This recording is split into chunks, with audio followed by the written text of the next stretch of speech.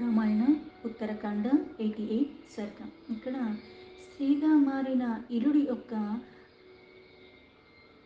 గాథను చెప్పి, అలాగే స్త్రీగా మారినప్పుడు ఇలాదేవిగా పిలవుడే అతన్ని చూసి ఆ స్త్రీ రూపానికి కామ పరవశుడైపోయాడు బుధుడు. అదంతా ఇక్కడ చెప్పబడింది. తాం కదా ఐల సంబంధం రామేణ సముదీరితాం లక్ష్మణో భరతశ్చైవ శ్రుత్వా పరమ విస్మితం. ఇలా మహారాజు మహాబల సంపన్నుడు. ఆయన ఇక్కడ ఆ శివుని ప్రభావంతో స్త్రీగా మారాడు. మళ్ళీ ఆయన వేడుకోగా ఒక నెల స్త్రీగా, ఒక నెల పురుషుడుగా ఉంటా ఉన్నారు. అందుకని ఆ ఇల మహారాజు కథని విని భరత లక్ష్మణులు ఇద్దరూ కూడా ఆశ్చర్యానికి లోనయ్యారు. తౌ రామం ప్రాంజలీభూత్వా తస్య రాజ్ఞో మహాత్మనః విస్తారం తస్య భావస్య తదా పప్రచ్ఛతుః పునః. అందుకే వాళ్ళిద్దరూ మళ్ళీ రాముడికి నమస్కరించి ఆ రాముణ్ణి ఈ స్త్రీ స్వభావంలో ఉన్నప్పుడేమో దానికి ముందు నెల ఏదైతే పురుషుడిగా ఉన్నాడో అవన్నీ గుర్తుండవన్నారు. మళ్ళీ పురుషుడిగా మారిపోయాక స్త్రీ స్వభావంలో ఉండి నెల రోజులు ఏం చేశాడో ఆ స్మృతి ఉండదు అని చెప్పింది అమ్మవారు. అందుకని అది ఇంకా విస్తారంగా తెలుసుకోవాలంది. అసలు ఈ స్త్రీ పురుషుల సంబంధమైన ఒకే అతనికి ఇలా అవ్వటం, పైగా ఆ స్పృహ లేకపోవటము సంబంధించిన కథని ఇంకా అంటే దాని తర్వాత ఏం జరిగింది అవన్నీ కూడా తెలుసుకోవాలని, అందుకని విపులంగా చెప్పవా అని రాముణ్ణి అడిగారు. కథం సా రాజా స్త్రీభూతో వర్తయామాస దుర్గతి పురుష సా యథాభూతః కావృత్తిం వర్తయత్యసౌ.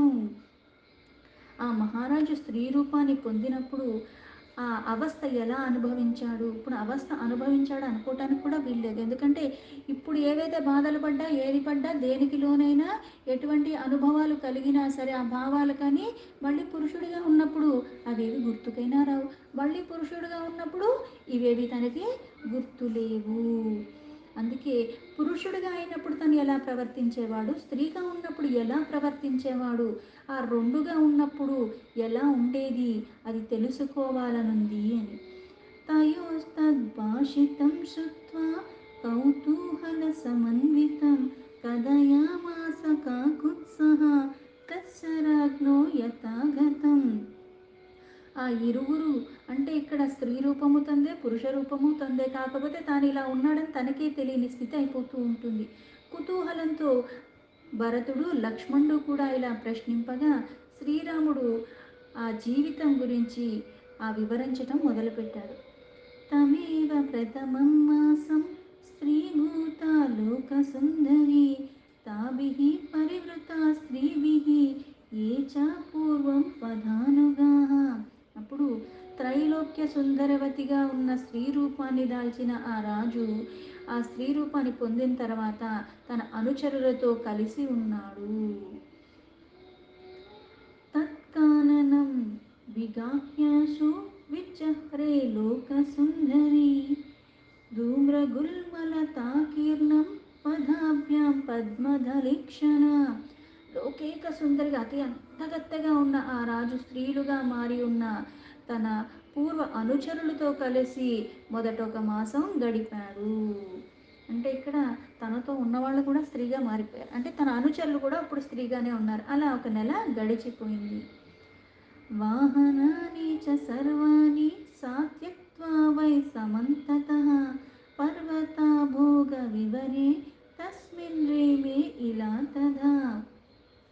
తామర రేకులు వంటి కన్నులు కలిగి ఆ లోకేక సుందరి అక్కడున్న చెట్లతో, పొదలతో, లతలతో అందంగా ఉన్న ఆ వనంలో త్వరగా ప్రవేశించి అక్కడే తిరుగుతూ, అక్కడే విహరిస్తూ ఇలా సుందరి వాహనములు ఏవి కూడా లేకుండా అక్కడ పర్వతం యొక్క విశాలమైన గుహల్లో అంతటా కూడా విహరించటం మొదలుపెట్టాడు ఆ స్త్రీ రూపంలో.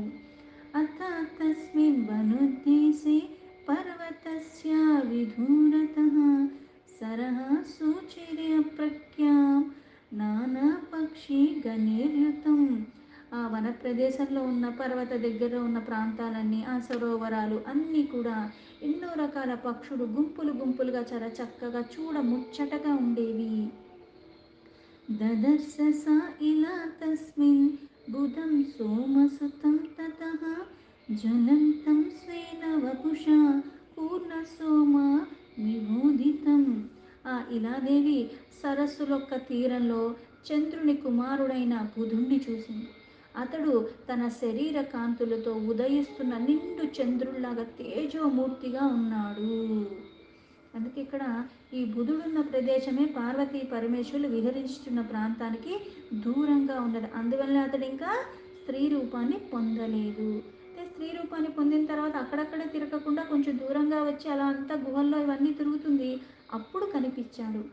తపంతం చ తపస్తీవ్రం అంభూమధ్యే దురాసదం యశస్కరం కామకరం తారుణ్యే పర్యవస్థితం. అతడు ఆ సరోవర నీటిలో మధ్యలో తీవ్రంగా తపస్సు చేసుకుంటూ ఉన్నాడు. అతడు అజేయుడిగా ఖ్యాతి వహించినవాడు, అంటే జయించటానికి వీలు కానటువంటి వాడు. యవ్వనంలో ఉన్నాడు. అతని అందచందాలు కూడా ఆ స్త్రీని ఇంకా ఇంకా ఆకర్షింపచేసేలాగా ఉన్నాయి. సాతాం జలాశయం సర్వం క్షోభయామాస విస్మిత సహైగేహ పూర్వపురుషేహ స్త్రీభూత్యేహ రఘునందన. ఓ భరత లక్ష్మణులారా, ఆ లౌకేక సుందరి పూర్వము పురుషుడుగా ఉండి స్త్రీలుగా మారిన తన పరిచారకులతో కలిసి ఆ జలాశయంలో పూర్తిగా ఆ కల్లోలపరుస్తూ ఆడటం మొదలుపెట్టింది. ఇక్కడేమైనా తపస్సు చేసుకుంటున్నాడు, ఈవిడ మాత్రం శుభ్రంగా వాళ్ళతో విహరిస్తూ ఆ నీటినంటే అటు ఇటు చేస్తూ ఆడుకుంటం మొదలుపెట్టింది. బుధస్తు తాం సమీక్షేవ కామభాన వశం గతః నోపలేమే తదాత్మానం సంచచాల తదాంబసి. అంతటా బుధుడు ధ్యానం కాస్త చెదిరిపోయింది. ఆ జలంలో నిలకడగా ఉండలేకపోయాడు. అతడు ఒక్కసారిగా ఆ స్త్రీమూర్తిని చూశాడు. చూడటం మొదలు కామ పరవశుడైపోయాడు. తపస్సు చేస్తున్నారంటే ఇంద్రియాల యొక్క నిగ్రహణలో ఉండి చేస్తున్నారు. అయితే ఇక్కడ ఆ నీళ్ళల్లో ఆడుకుంటూ ఉంటే తపస్సు భగ్నం అవటమే కాకుండా ఒక్కసారి అటువైపుగా దృష్టి మళ్ళీ ఆమెను చూసేసరికి మళ్ళీ కోరిక మొదలైపోయింది. అంటే ఆ చంచలత్వం వచ్చేసింది. పైగా నిగ్రహణ అనేది కోల్పోయాడు.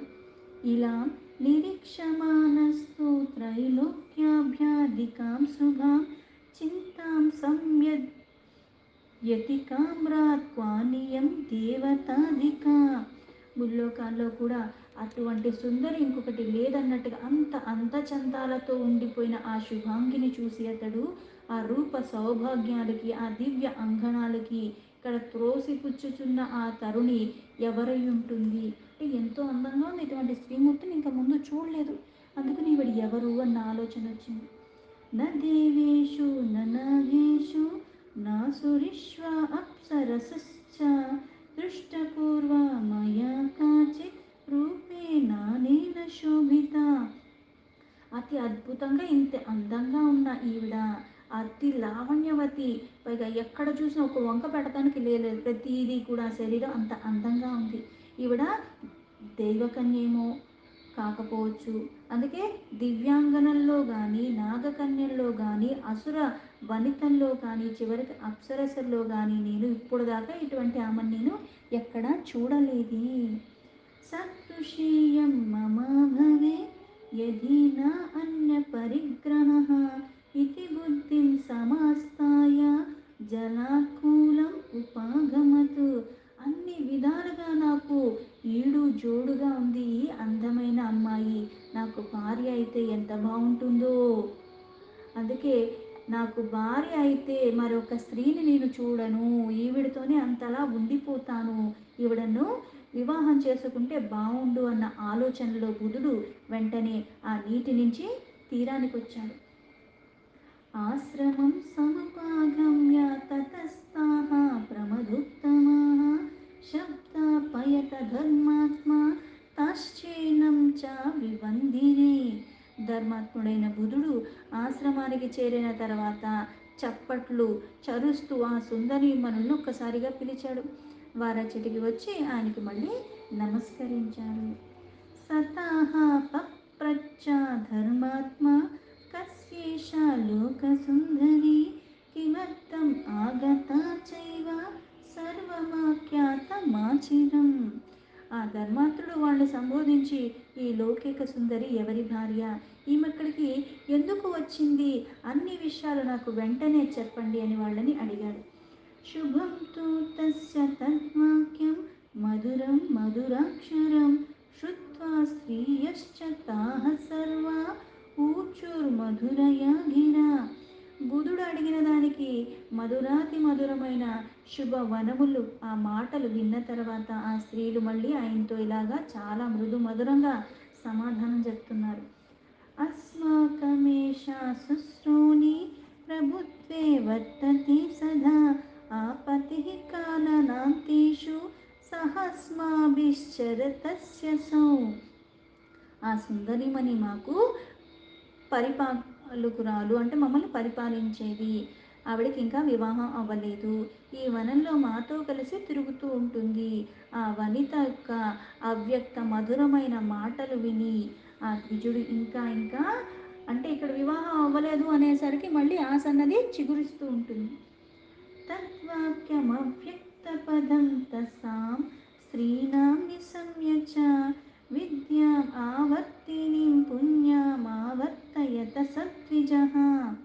వెంటనే వాళ్ళ మాటలకి బుధుడు పవిత్రమైన ఆవర్తిని అన్న మంత్రాన్ని, తెలియని విషయాన్ని తెలుసుకుని ఆ శక్తిని ఇక్కడ స్మరిస్తూ ఉన్నాడు. సో అర్థం విదిత్వా సకలం తస్య రాజ్ఞో యథాగతం సర్వా ఏవ శ్రియాశ్చాస్తా బభాషే మునిపుంగవః. తర్వాత బుధుడు తన యోగ విద్యా ప్రభావంతో ఆ ఇల మహారాజు యొక్క వృత్తాంతాన్ని పూర్తిగా గ్రహించి ఆ స్త్రీలతో మళ్ళీ ఇలా అన్నాడు. అత్ర కిం పురుషీ భూత్వా శైలరోదసి వత్స్యదా అవాసస్తు గిరావస్మిన్ శీఘ్రమేవ విధీయతాం. ఓ వనితలారా, మీరు కిన్నర స్త్రీలై ఈ పర్వత తీరంలో నివసించుడి. త్వరగా ఈ కొండ మీదనే మీ నివాసానికి కూడా ఏర్పరచుకోండి అని చెప్పారు. మూలపత్ర ఫలేహ సర్వా వర్తయిష్యద నిత్యదా స్త్రియః కిం పురుషాన్నామ భర్తॄన్ సమూల్యప్సదా. తాం శ్రుత్వా సోమపుత్రస్య వాచాం కిం పురుషీకృతాః ఉపాసాం చక్రీరే శైలం వద్వస్తా బహుళాస్తదా. నిత్యము ఇక్కడ లభించే ఫలాలు, ఈ మూలాలు, పవిత్రములైన ఆహారాలు తీసుకుంటూ మీరు హాయిగా ఇక్కడ జీవించవచ్చు. మున్ముందు మీ స్త్రీలందరికీ కూడా కింపురుషులు అన్న పేరు గల భర్తలు కాగలరు. ఆ బుధుడి మాటలు వినిన తర్వాత వారు ఆ కిన్నర స్త్రీలుగా మారి పెద్ద సంఖ్యలో ఉన్న ఆ వధువులు అందరూ కూడా ఆ పర్వతంలో నివాసంగా చేసుకుని నివసించటం మొదలుపెట్టారు. దీంతో వాల్మీకి మహర్షి విరచితమైన ఆది కావ్యమైన శ్రీమద్ రామాయణంలో ఉత్తరకాండలో 88 సర్గ సంపూర్ణం.